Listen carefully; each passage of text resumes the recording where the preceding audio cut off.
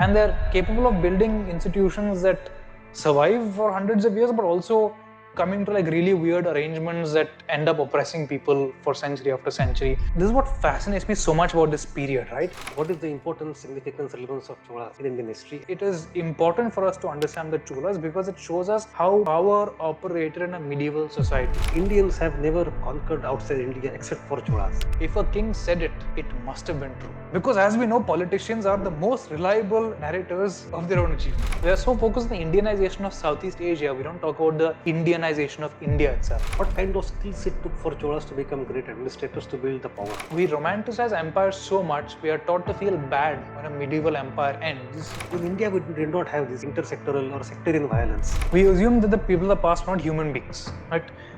Every day they woke up to impart a moral lesson to us living 1,000 years later. What the Shaivites and Vaishnavites said about each other in itself would get them jailed under hate speech laws. What did the Shaivites and Vaishnavites think of the Jains and the Buddhists?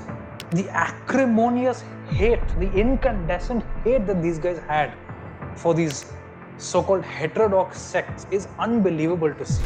We tend to assume that medieval people had these very simplistic identities that map perfectly onto our contemporary identities. But why? We had this controversy, I think, a year or 2 years ago about the religious identity of Cholas. How do we think about medieval Hindu identity?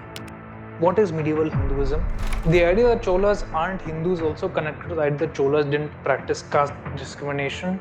The weight of the granite used is 49,000 tons. It is Sambian Mahadevi who is the founder of the Chola Empire. Government of India officially, if you go to some Navy museum, they claim that the beginning of modern Indian Navy is from Shivaji. Where are the depictions of Chola ships?